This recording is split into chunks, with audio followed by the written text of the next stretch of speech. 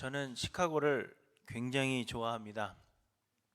저는 다른 도시들을 많이 다녀본 건 아니지만 그래도 몇몇 대도시들을 다녀본 바로는 시카고만큼 좋은 곳이 없다, 그렇게 생각이 됩니다. 뉴욕을 몇 번 갔었는데요. 제가 뉴욕에 대해서 가지고 있는 인상은 좀 더럽고 복잡하다라는 것입니다.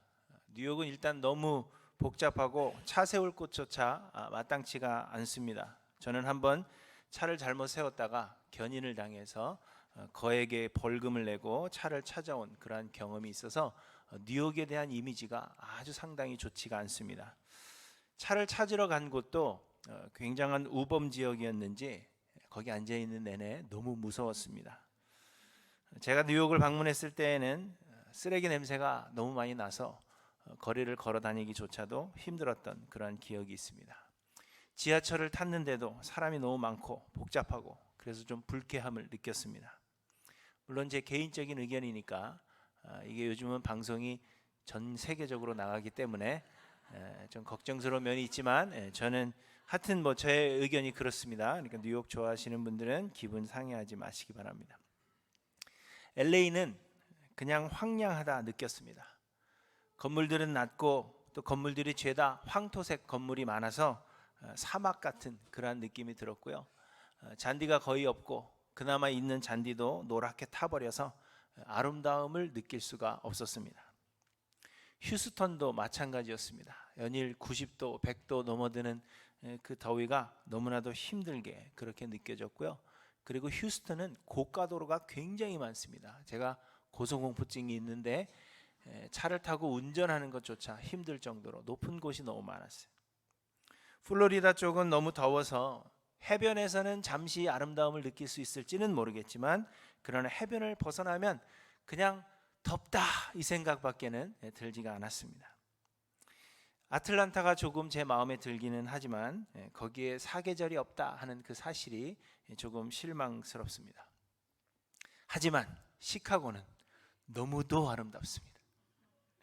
푸르른 잔디와 울창한 숲들이 곳곳에 있어서 좋은 공원들이 굉장히 많이 있습니다. 시카고 다운타운은 건물도 모두 다 멋있지만 또한 무척이나 깨끗합니다. 또 짧지만 봄과 가을이 있고 또 햇빛이 매우 찬란합니다. 그래서 그때의 시카고 날씨가 저는 최고라고 그렇게 생각이 됩니다. 겨울이 좀 춥고 여름이 너무 덥다 불평하시는 분들도 있지만 콧속을 시원하게 해주는 겨울바람이 저는 시카고의 매력이라고 생각이 됩니다. 그리고 사계절이 모두 있는 이 시카고가 저는 너무도 좋습니다. 아멘이 막 터져나오고 있어요. 평소에는 아멘 잘 안 나오는데 자연 환경만 좋은 것이 아니라요, 시카고는 정치적으로는 조금 자유로우면서도 사람들의 삶은 굉장히 보수적이라서 좋습니다. 유행에 민감하지 않아서 사람들이 잘 변하지 않고 뭔가 한 가지를 꾸준히 하는 사람들이 있어서 저는 좋습니다. 유행에 민감하지 않기 때문에 옷을 하나 사서 20년을 입어도 아무도 뭐라 그러는 사람이 없어요. 그래서 저는 기회가 주어지면 이 시카고를 자랑하고 선전하는데 열심을 냅니다. 지난주에 남부에 사는 가족 같은 동생 부부와 아이들이 저희 집을 방문을 했었는데요. 저는 시카고 여행 스케줄을 일일이 짜주어서 구경할 곳을 알려주고 또 반드시 먹어야 하는 시카고만의 그 음식들을 사주면서 시카고를 자랑했습니다. 시카고에 머무는 동안에 시카고를 바르게 알았으면 좋겠다 하는 생각이 저에게 있었고 또 저처럼 시카고를 좋아하면 좋겠다. 그래서 혹 나중에 이직이라도 하면 좋지 않을까, 그런 생각도 해보았습니다. 가끔 목사님들 중에서 시카고에 대해서 불평하시는 분들이 있습니다. 시카고는 영적인 불모지라든지 목사들의 무덤이라고 말하는 사람들이 있는데요. 시카고 별명입니다. 여러분 잘 모르셨죠? 시카고 별명이에요. 종교인들 사이에서 영적인 불모지, 목사들의 무덤, 이것이 바로 시카고입니다. 그런데 저는 그 사람들에게 쓴소리 하기를 서슴지 않습니다. 제대로 알지도 못하고 또 뭔가를 제대로 해보지도 않고서 그런 소리를 하느냐, 저는 그렇게 혼을 내기도 합니다. 예전에 어떤 분이 저한테 목사님, 시카고는 왜 젊은이들이 뜨겁지 않을까요? 그랬어요. 그래서 제가 이 세상에서 제일 뜨거운 곳은 지옥입니다. 왜 뜨거워야 합니까? 뭐 그렇게 이야기한 적도 있습니다. 저는 시카고 사람들이 다른 도시처럼 바람에 이리저리 흩날리는 겨와 같은 그러한 사람들이 아니라 땅에 깊이 뿌리를 내린 고목나무와 같아서 무엇이든지 신실하고 꾸준히 행하며 그리고 인내해야 한다. 저는 그렇게 이야기를 해줍니다. 제가 그런 사람이라는 거겠죠? 저는 이처럼 시카고를 좋아하고요. 그래서 다른 사람들도 시카고에 대해서 바르게 알았으면 좋겠다 하는 생각에 계속해서 시카고의 좋은 면들을 이야기하는 것입니다. 그런데 여러분, 주의 길을 곧게 하라고 광야에서 외치는 자의 소리로서의 그 사명을 감당하고 있던 세례 요한이 바로 이런 마음이 아니었을까? 저는 그렇게 생각을 해봅니다. 지난주에 말씀드린 대로 사람들은 세례 요한이 메시아라고 생각했습니다. 하지만 세례 요한은 빛이 아니었습니다. 세례 요한은 그의 뒤에 오시는 이의 신발끈을 풀기도 감당하지 못할 사람이었습니다. 요한은 그저 외치는 자도 아닌 소리에 불과하다고 자신을 소개합니다. 요한의 사명은 예수 그리스도에 대해서 증언하는 것이었습니다. 그래서 요한은 사람들이 예수 그리스도에 대해서 바르게 알기를 원했습니다. 요한은 사람들이 예수를 바르게 알기를 원했고, 그래서 요한은 예수에 대하여 증언하여 외쳤습니다. 내가 전에 말하기를 내 뒤에 오시는 이가 나보다 앞선 것은 나보다 먼저 계심이라 한 것이 이 사람을 가리킴이라. 이렇게 예수님을 소개합니다. 나는 물로 세례를 베풀거니와 너희 가운데 너희가 알지 못하는 한 사람이 섰으니 곧 내 뒤에 오시는 그이라. 나는 그의 신발끈을 풀기도 감당하지 못하겠노라. 이렇게 예수님을 높이며 자랑했습니다. 사랑하는 성도 여러분, 저 역시도 여러분이 시카고에 살면서 시카고에 대해서 바르게 알고 그리고 시카고를 좋아하기를 원하는 그 마음과는 비교할 수 없을 정도로 여러분들이 예수 그리스도에 대해서 바르게 알기를 간절히 소망합니다. 그래서 하일랜드 교회 모든 성도님들이 이 예수를 좋아하고 또 예수를 섬기며 예수님을 바르게 찬양하고 예수님을 바르게 예배하는 일에 온 힘을 다하는 그러한 성도들이 되기를 간절히 소망합니다. 왜냐하면요, 많은 사람들이 예수님을 잘 안다 생각하고 나는 예수님을 바르게 섬기고 있다 생각하지만 그렇지 못한 사람들이 너무나도 많기 때문입니다. 사도 요한과 세례 요한이 안타깝게 생각했던 것처럼 예수님을 바르게 알지 못하여서 빛이 아닌 것을 빛으로 착각하며 신앙생활하고 있는 사람들이 사실은 너무나도 많기 때문입니다. 사랑하는 성도 여러분, 여러분은 예수님을 잘 알고 계십니까? 여러분은 예수님을 바르게 믿고 있다 그렇게 확신하십니까? 여러분에게 예수님은 누구시며 또한 어떤 분이십니까? 여러분은 예수님을 누구라고 믿으며 또 어떻게 다른 사람들에게 이 예수를 소개하시겠습니까? 그래서 오늘은 본문을 통해서 이 세례 요한은 예수님을 어떤 분으로 소개하고 있는가 몇 가지로 생각해 보려고 합니다. 첫째로 예수님은 세상 죄를 지고 가는 하나님의 어린 양이십니다. 29절에 보시면 이튿날 요한이 예수께서 자기에게 나아오심을 보고 이르되 보라 세상 죄를 지고 가는 하나님의 어린 양이로다 이렇게 말씀하십니다. 세례 요한은 예수님을 세상의 죄를 지고 가는 하나님의 어린 양으로 이해했다는 것입니다. 출애굽기 12장에 보시면 애굽에서 종살이 하던 이스라엘 백성들을 이끌어내시기 위해서 하나님은 애굽에 10가지 재앙을 내리셨습니다. 그러나 바로가 마음을 강팍하게 하여 이스라엘을 보내주지 않았고 그래서 하나님은 애굽의 모든 장자들을 죽이시는 마지막 10번째 재앙을 내리셨습니다. 그때의 이스라엘 백성들의 집에는 어린 양을 잡아서 그 피를 문설주에 바르게 하셨고 어린 양의 피를 문설주에 바른 그 집은 하나님의 심판을 시행하던 사자가 넘어갔다 하여서 그 집을 넘어갔다 하여서 그것이 유월절의 유래가 되었습니다. 유월절의 어린 양이 이스라엘을 대속한 것입니다. 이스라엘이 죽어야 하지만, 이스라엘 백성들이 죽어야 하지만 어린 양이 그 이스라엘 백성들의 죄를 대신했다는 것입니다. 또한 이사야서 53장에 보시면 고난당하는 어린 양에 대해서 말씀하십니다. 53장 6절에 보시면 우리는 다 양 같아서 그릇 행하여 각기 제 길로 갔거늘 여호와께서는 우리 모두의 죄악을 그에게 담당시키셨도다. 그가 곤욕을 당하여 괴로울 때에도 그의 입을 열지 아니하였으며 마치 도수장으로 끌려가는 어린 양과 털 깎는 자 앞에서 잠잠한 양같이 그의 입을 열지 아니하였도다. 이렇게 말씀하십니다. 세례 요한이 예수님을 가리켜서 세상 죄를 지고 가는 하나님의 어린 양이라 이렇게 이야기했을 때 유대인들은 이 두 말씀 속에 나오는 어린 양을 생각했을 것이 분명하다는 것입니다. 곧 세례 요한은 예수님이 우리의 죄를 사하시기 위해 하나님께서 마련하신 대속 제물이시다 하는 사실을 요한이 말하고 있는 것입니다.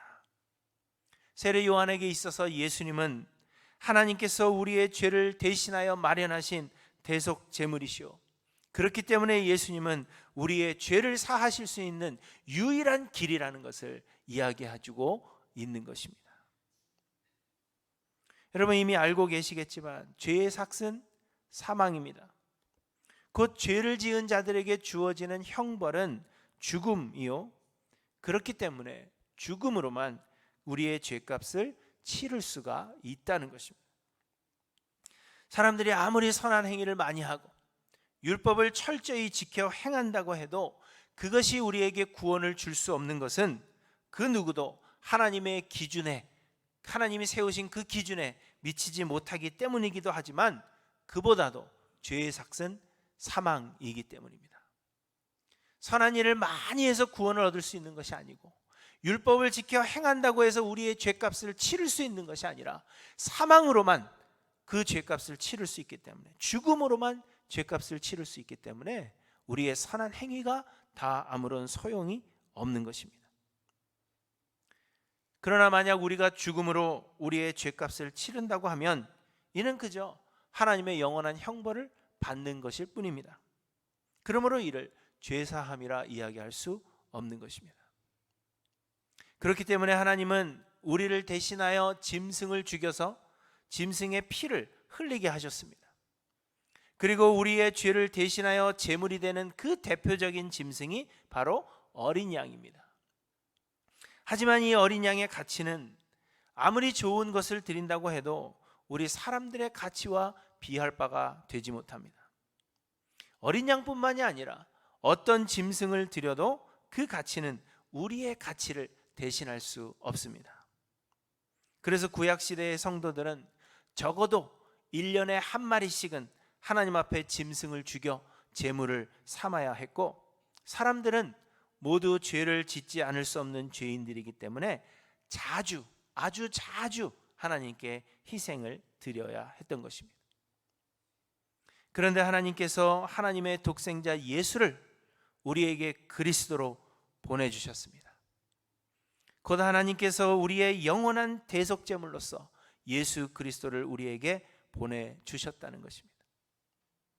예수님은 하나님이시기에 죄가 없으시며 그래서 우리의 죄를 대신하실 수 있고, 또 예수님은 하나님이시기에 온 인류의 모든 죄를 사하시기에 그 가치가 충분하신 분이십니다. 예수님 한 사람 죽음으로 인하여 나 한 사람의 죄뿐만이 아니라 세상의 모든 사람의 죄와 현재의 죄뿐만이 아니라 과거의 죄 그리고 미래에 지을 죄까지 대속하실 수 있는 가치가 충분하시다는 것입니다. 그리고 그 예수님은 세상에 오사 완전한 사람이 되셔서 죽으실 수 있게 되었기 때문에 그래서 우리의 죄를 대신하여 죽으신 것입니다. 히브리서 10장에 말씀하십니다. 예수 그리스도의 몸을 단번에 들이심으로 말미암아 우리가 거룩함을 얻었노라. 제사장마다 매일 서서 섬기며 자주 같은 제사를 드리되 이 제사는 언제나 죄를 없게 하지 못하거니와 오직 그리스도는 죄를 위하여 한 영원한 제사를 드리셨다. 이렇게 우리에게 말씀하십니다. 또 말씀하십니다. 염소와 송아지의 피로 하지 아니하고 오직 자기의 피로 영원한 속죄를 이루사 단번에 성소에 들어가셨느니라. 그러므로 예수 그리스도가 우리의 대속제물로서의 어린 양이십니다. 이 예수 그리스도 안에만 구원이 있다는 것입니다. 선한 행위가 우리를 구원할 수가 없고 율법을 지켜 행하는 행위도 우리를 구원할 수 없습니다. 우리의 죄를 대신하여 죽으신 예수 그리스도만이 우리의 죄값을 대신하실 유일한 대속제물이시며 우리는 이 예수 그리스도를 믿음으로 그분께 우리의 삶을 내어드리고 그분 안에 거함으로 인하여 구원을 얻는 것입니다. 우리에게도 예수님은 이런 분이셔야 한다는 것입니다. 나의 죄를 사하실 수 있는 유일한 분, 나를 구원하실 수 있는 유일한 분, 나의 삶의 주인이 되신 분, 나의 모든 것을 내어 맡겨서 내가 그분 안에 거해야 하는 나의 주인이 되시는 유일한 하나님으로서의 예수님을 믿어야 한다는 것입니다.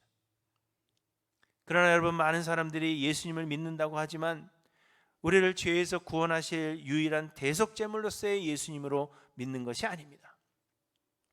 그보다도 대부분의 사람들이 생각하는 예수는 우리가 예수를 위하여 선한 일을 행하고 예수를 위하여 종교 생활을 열심히 행했을 때 그 행위를 기뻐함으로 그 행위에 대하여 좋은 것으로 보상해 주는 수호신으로서의 예수를 믿는 사람들이 대부분입니다.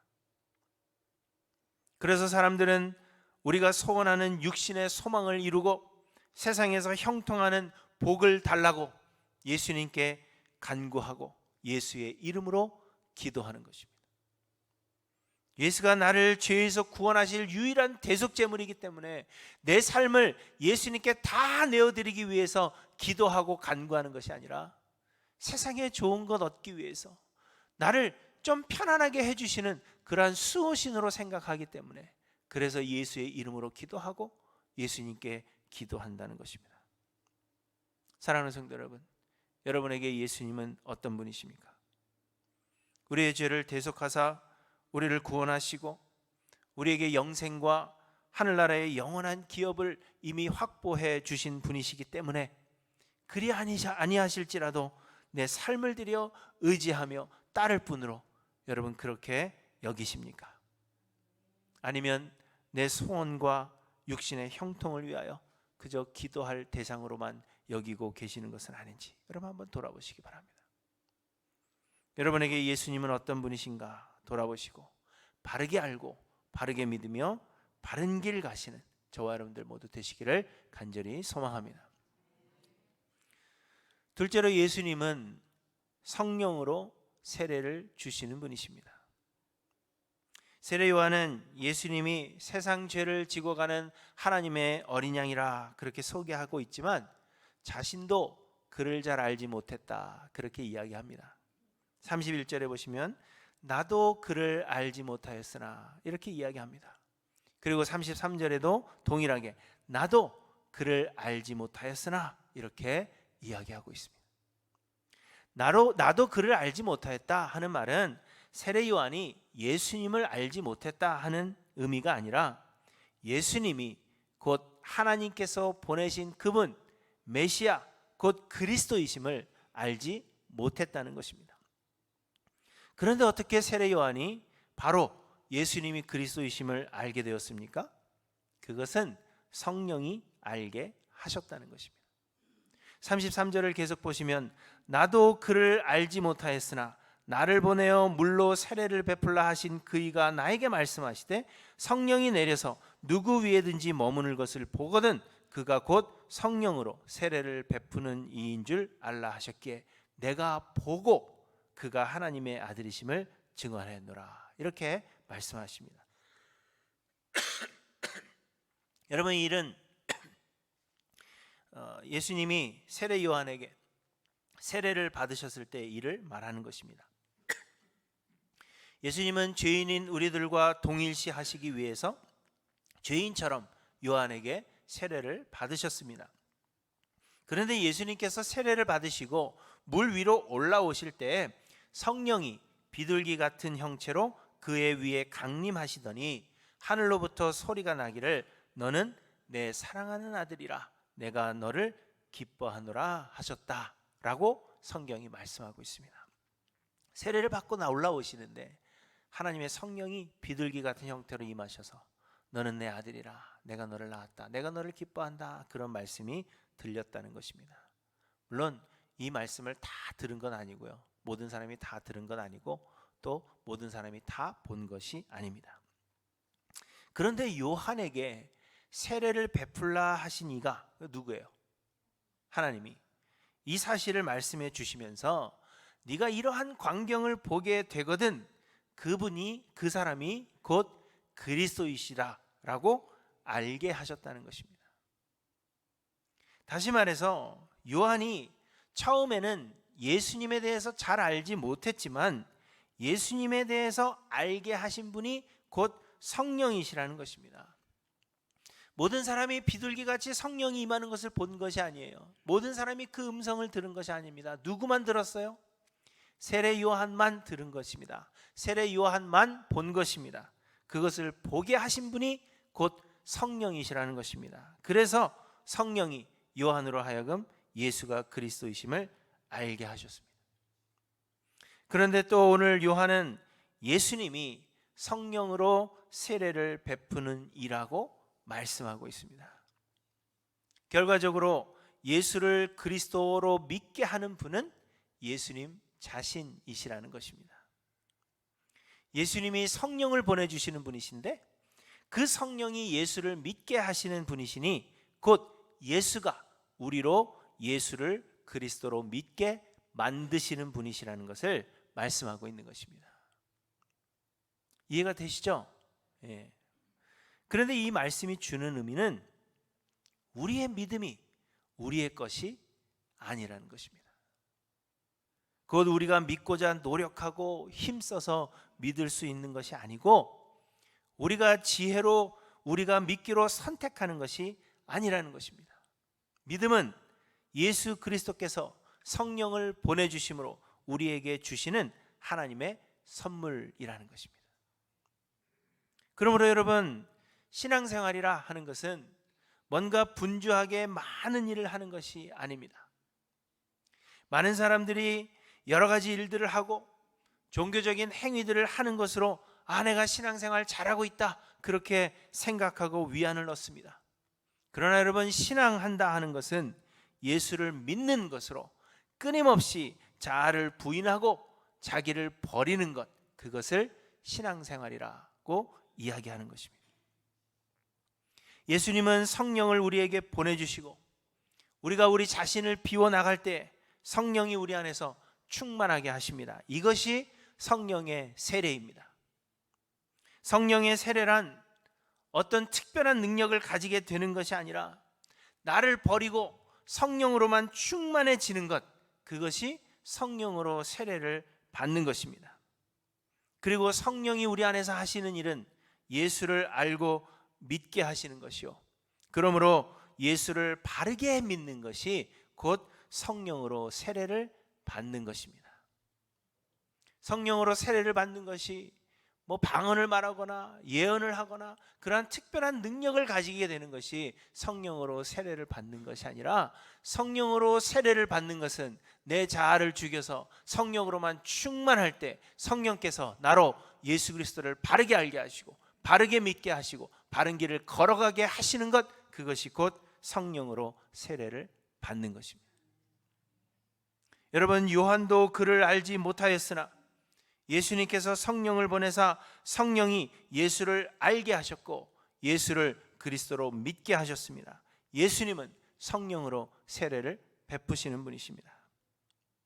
그러므로 여러분, 많은 일을 하려고 하고 뭔가를 이루고자 인간의 노력을 기울이기보다 성령으로 세례를 베푸시는 예수 그리스도 앞에 겸손히 엎드리시는 저와 여러분들 되시기를 간절히 소망합니다.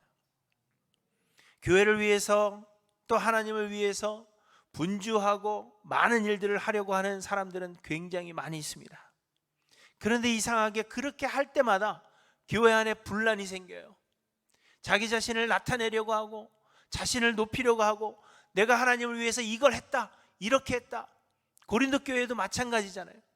성령의 세례를 받았다라고 생각해서 나는 방언도 하고 예언도 한다, 나는 하나님을 잘 섬긴다, 그렇게 생각하다 보니까 교회 안에 분란이 일어나게 된 건 아닙니까? 그런데 안타깝게도 그렇게 분주하게 많은 일들을 하려는 사람들은 많이 있지만 주님 앞에 나와서 자신을 내려놓고 잠잠히 주의 음성을 듣고 하나님의 역사하심을 기다리며 하나님의 인도하심에 순종하고자 하는 사람은 그리 많지가 않습니다. 그런데 그것이 진정한 성령의 세례라는 것을 우리들에게 말씀해 주고 있다는 것입니다. 사랑하는 성도 여러분, 바른 신앙은 예수 그리스도께 굴복하는 것입니다. 바른 신앙은 많은 일을 행하는 것이 아니라, 어떤 특별한 능력을 행하는 것이 아니라, 바른 신앙이란 예수 그리스도 앞에 굴복하는 것, 모든 것 다 내려놓고 예수의 인도하심과 역사를 간구하는 것, 그것이 바른 신앙이라는 것을 여러분 잊지 않고 기억하시기를 바랍니다. 이 세례 요한이 예수님을 보고 예수님에 대하여 증언한 그 이튿날, 그 다음 날 요한은 또다시 예수께서 거니시는 것을 보았습니다. 그리고는 그와 함께하고 있던 두 제자에게 말했습니다. 보라, 하나님의 어린 양이로다. 또 이야기를 합니다. 그리고 37절에 보시면 두 제자가 그의 말을 듣고 예수를 따라갔습니다. 당시에 제자의 수는요, 그 사람의 사회적 지위를 말해주는 것이었습니다. 당시에는 바리새인과 같은 이 종교적 지도자들이 사회의 상위 계층을 차지하고 있었습니다. 그래서 그들의 제자가 되는 것이 이 젊은이들에게는 최고의 목표였습니다. 요즘 젊은이들의 최고의 목표는 유튜버가 되는 거예요. 그래서 많은 돈을 버는 게 젊은이들의 최고 목표죠. 제 어릴 때는 백댄서가 되는 것이 최고의 목표였는데 지금은 유튜버예요. 그런데 당시에는 누군가의 제자가 되는 것, 훌륭한 사람의 제자가 되는 것이 젊은이들의 최고 목표였다는 것입니다. 그렇기 때문에 여러분, 제자의 수는 그 사람을 얼마나 많은 사람이 따르느냐 하는 그 제자의 수는 그 사람의 지위와 그가 얼마나 훌륭한 사람인지를 드러내는 척도와 같은 것이었습니다. 그런데 세례 요한이 자신의 두 제자에게 예수님을 보고는 보라, 하나님의 어린 양이로다 이야기합니다. 그것도 한 번이 아니라 두 번이나 이야기하죠. 이것은 그들의 제자들에게 나를 따를 것이 아니라 가서 예수의 제자가 되라, 그렇게 말하는 것입니다. 그래서 이 두 제자가 예수님의 제자가 됩니다. 그런데 여러분, 말씀드린 대로 이는 쉽지 않은 일이라는 것입니다. 제자의 수가 사회적인 자신의 지위를 말해주는 것인 그때에 자신의 제자들에게 너희는 나를 따를 것이 아니라 예수 그리스도를 따라가라, 그 사람의 제자가 되라 말하는 것은 자신을 버리는 것과 같은 것입니다. 제가 여러분들에게 여러분 오늘부터 저희 교회 나오지 마시고 옆 교회로 가십시오 말하는 것과 동일한 건 아닙니까? 그런데 세례 요한은 그렇게 했습니다. 그리고 세례 요한은 또 말했습니다. 신부를 취하는 자는 신랑이나 서서 신랑의 음성을 듣는 친구가 크게 기뻐하나니 나는 이러한 기쁨으로 충만하였노라. 그는 흥하여야 하겠고 나는 쇠하여야 하리라. 여러분, 이는 세례 요한이 빛이 아니라 예수님이 참 빛이셨으며 세례 요한은 예수 그리스도께서 우리의 죄를 대속하고 우리를 영원한 형벌에서 구원할 유일한 길이 되심을 알았기 때문입니다. 세례 요한은 예수님께서 그 택하신 자들에게 믿음을 주시며 그 믿음을 선물로 주신다면 아무도 이를 막을 수 없다는 것을 알았기 때문입니다. 그래서 세례 요한은 예수님을 사랑했습니다. 그래서 세례 요한은 그의 두 제자가 예수님을 따르기를 원했다는 것입니다. 여러분, 저는 올해 7월이면 시카고에서 산 지 33년이 됩니다.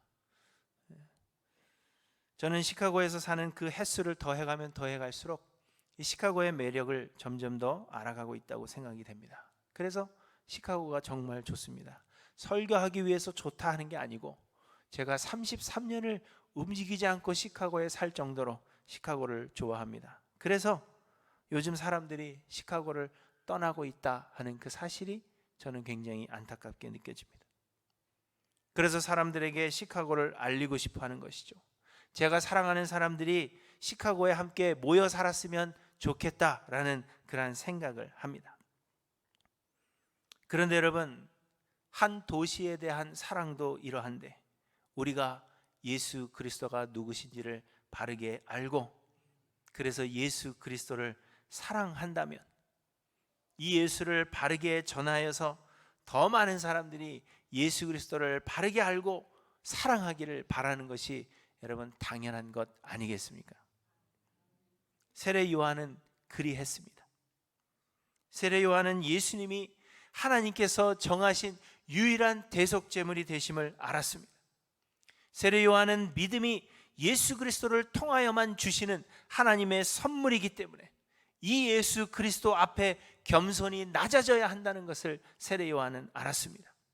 그래서 세례 요한은 예수님을 사랑했고 그래서 예수님을 바르게 전하고자 힘썼으며 사람들이 자신이 아닌 예수 그리스도를 따라가기를 그 마음속에 간절히 소망했던 것입니다.